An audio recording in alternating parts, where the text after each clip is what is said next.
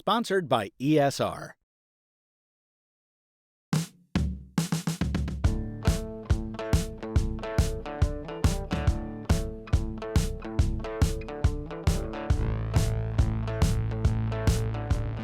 How excited you are by the latest from Apple this year will, as always, depend on whether or not you're already an Apple user, on what role technology plays in your life, and on whether you characterize yourself as a creator. From Cupertino, California, I'm Michael Fisher, and this is a first look at everything that made me feel anything at Apple HQ.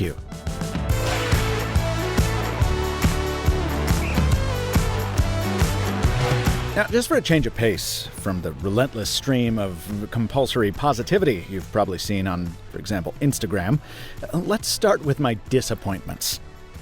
I emerged from the Steve Jobs Theater into the mosh pit of 1,000 media crowded around 100 or so phones, and I couldn't help being struck by the sameness of these devices.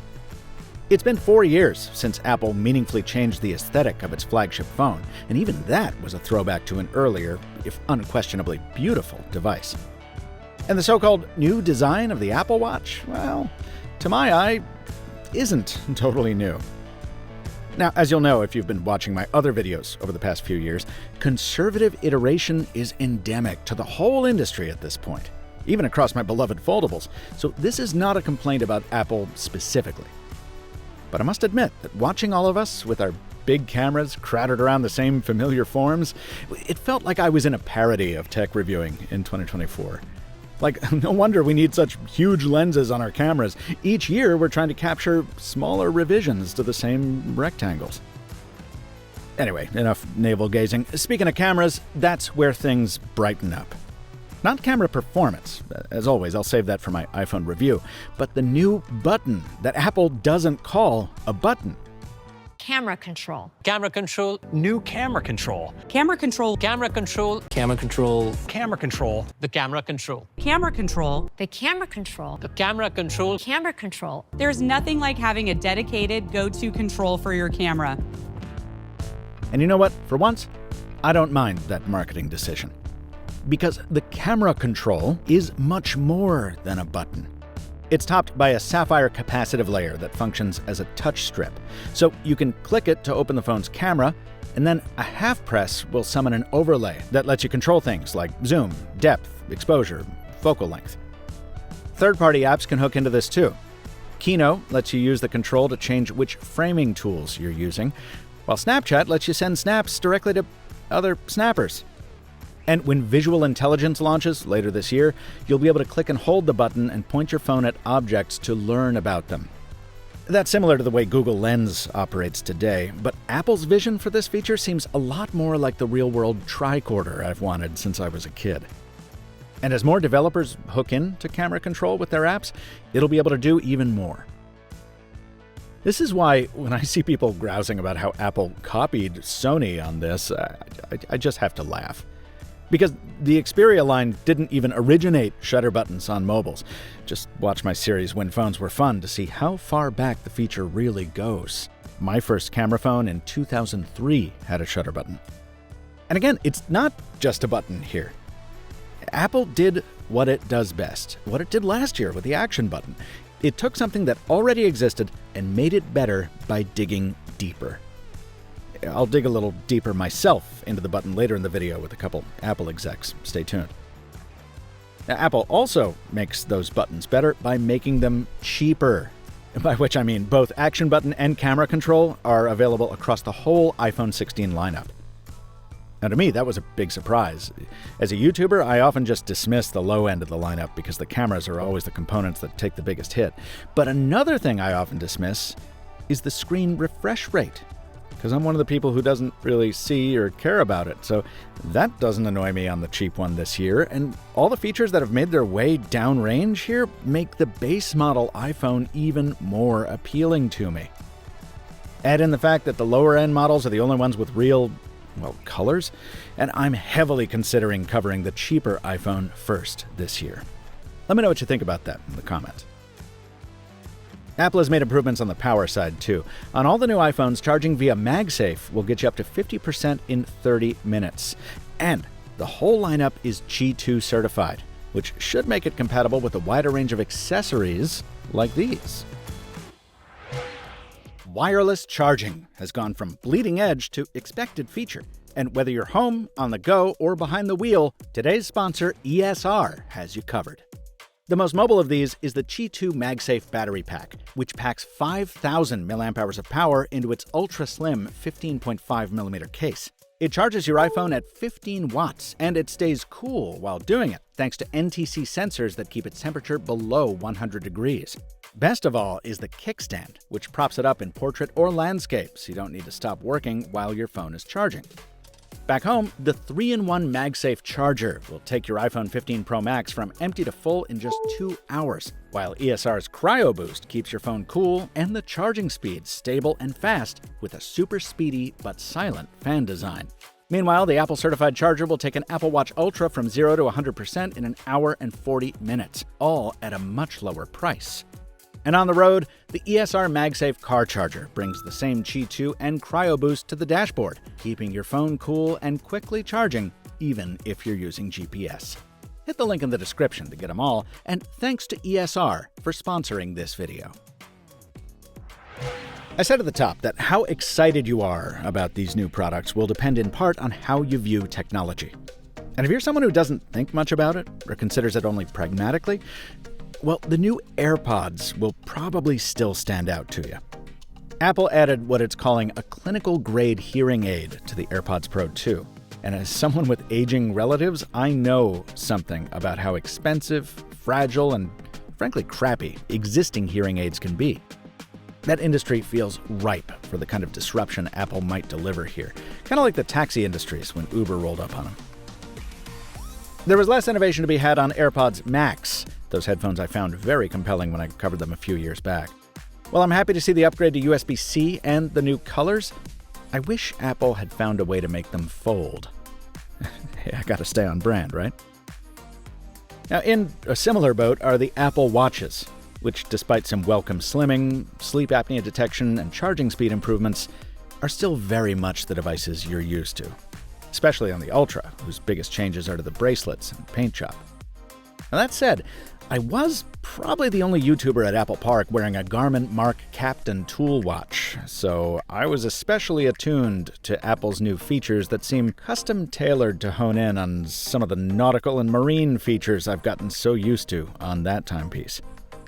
Man, between Google duplicating the morning briefing and body battery features on Pixel Watch, and Apple moving in on this stuff, Garmin's got to be feeling the squeeze here. Back to the phones for a sec. I would be remiss to miss out on the new camera features coming to the Pros. Rather than ditch the ultra-wide, Apple is upgrading it. A new 48-megapixel sensor replaces the old 12-megapixel shooter on the Pros. And while I'm looking forward to shooting at 4K 120 FPS, I'm most eager to try out the new 4-microphone array that might finally free me from the need to build blanket forts to cancel out the echo whenever I'm recording voiceover in a hotel room. Finally, it wouldn't be a tech event in 2024 without AI. And here I'm actually more hopeful than I have been, because Apple has done its thing, right? It's laid back in the cut, watching other companies stumble so it can try to avoid the same pitfalls. The features are familiar, summing up long email threads and notifications, supercharging Siri to cope better with conversational disfluency, rewriting your text messages if you can't figure out what tone to use with your boss versus your spouse. But the focus on privacy and fidelity of the information provided, that's new, at least to this degree. I particularly like that Apple does a lot of its processing on device, and what has to be exported to the cloud is done in secure data centers.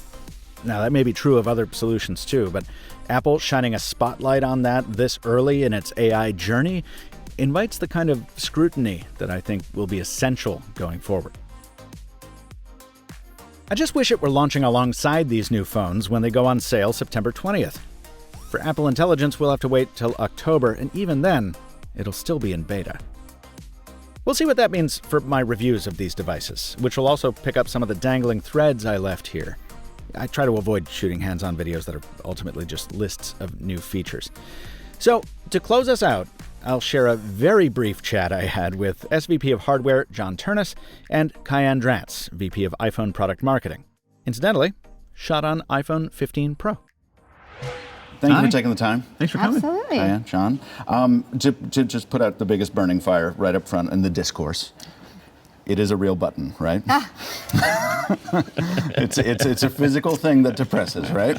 I think it's a first of its kind. There is a tactile switch that gives you that final click. Then there's this incredibly precise force sensor that's tied into the Taptic engine, which is how we deliver that kind of partial click sensation. And when it's powered off, you can still move the button, so you've got that physical action. If it's powered off and you push all the way down, you'll feel that tactile switch at the end. It actually moves. Yeah. So question, just to start on the small stuff.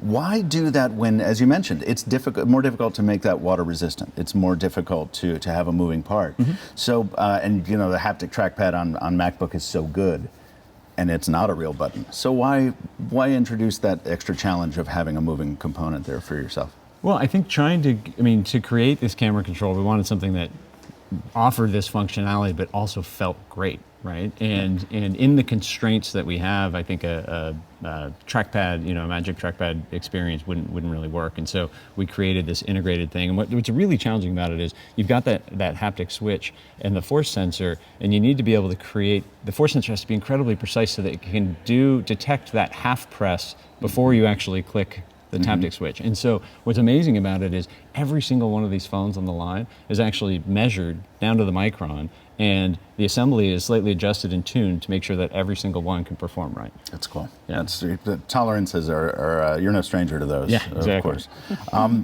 Kaiann, this is the most major example of Apple launching a device, an iPhone, actually, in my memory, where a lot of the features won't be there at launch. So the user will get the phone and be like, well, stuff is coming later.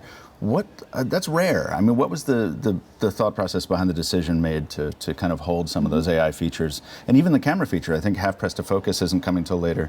What was the decision? Well, I think it was really important to just have everyone realize that these phones are built to support Apple Intelligence from the ground up. And there was a ton of work that John talked about earlier across our silicon, across our internal designs, across how we looked at the battery capacity and optimizations there to be able to support these powerful generative workloads on the device, as well as being able to then stretch out with private cloud compute to get access to even larger generative models. Yes. And so that is a hugely important foundation to the future of having even more intelligent capabilities. So we are starting with a lot of great Apple Intelligence features, and then we're going to be continuing to build and add on to that. And for a lot of consumers, they actually like to purchase the phone not just for today, but well into the future. We see a lot of people wanting to future-proof their phones, looking at whether it's a new technology that's rolling out later. Like 5G, for example, was something that. When 2020, 5G was still rolling out, but having it on your phone was this big milestone where it's like, okay, now I'm going to be ready for the other advancements in the future. So that's a big part of it, and so wanting to make sure that the phone that people buy today will be able to continue to support that. And as far as camera control, right, we're doing so many things with that. The two-stage shutter is one that we know is just going to be so important for photographers. That community is going to be really excited about. So we want to let them know that's coming later, right? Because that adds also to the to the feasibility and everything you can do with the camera control. I guess on that specific thing, because I really genuinely love that feature so much as someone who has used a lot of physical shutter buttons on phones. Was the decision to push that until later a technical one, or it occurred to me it might be a user education decision too, because there's so much that button can do. You don't even call it a button, you call it a camera control, right? That's right. So was it a matter of just not wanting to train users right out the gate to that's well, going to be we there? ship features when they're ready. So I see. Okay. So it's just not ready. That's something that we want to make sure that we're doing. We want to always be giving a great experience to our users, and there is already so much there. We think that a lot of basic users, they'll just click, hold, take a photo, maybe take a video, right? And then there's that light press that will help you get the access to things like Zoom and gives you that beautiful clean UI. But then with the tech that John explained, we can detect the double light press. And that's for people who maybe are a little bit more power users. They want to just exposure. They want to go preview the new photographic styles and be doing all that too. Got it. We're running out of time already, so I want to skip a couple important questions and ask one that doesn't matter to anyone but me. Okay. I'm a big fan of color. I love fun. I love what you all have done, but bringing saturation back to the base model iPhone 16, they're wonderful. The pros are still so subtle and so metal and so, very refined. Is there any hope that maybe color will return to the Pro line in the future, or is it just, no, that's what people want at that price point? They want them to look like that. So love the appreciation for the color, especially on the iPhone 16 line. That's something we work very hard to do. With the pros, we want to start with beautiful metallic colors that really celebrate the material and the design. We also consider how it looks in different lighting conditions, how it looks across the palette. We did introduce the desert titanium, which gives us a little bit of a warmer hue, but certainly we appreciate how people are asking for bolder colors, and we think about all of this as we think about our color designs. We love the palette that we have today. Understood. Thank you very much for the time. I really appreciate it. Very nice to talk to you both. Thanks nice for coming. To talk to you. And thank you for your time, folks, and for your patience as I got this video together. For more off-the-cuff remarks from the day, you can check my Instagram reel recorded on-site at Cupertino. That's at @MrMobile on Instagram. Apple did host me at a dinner for some creators while I was in town, and it provided the equipment and production crew for that interview. But travel and lodging were paid for in this case by Mr. Mobile's publisher, Future PLC. And as always, Apple had no copy approval, editorial input, or early preview of this video because it's a subject, not a sponsor. If this is your first time visiting the channel, please subscribe to the Mr. Mobile on YouTube so you don't miss more videos like this. And you can follow me on Threads at Captain Two Phones. Until next time, from Michael Fisher, thanks for watching. And stay mobile, my friends.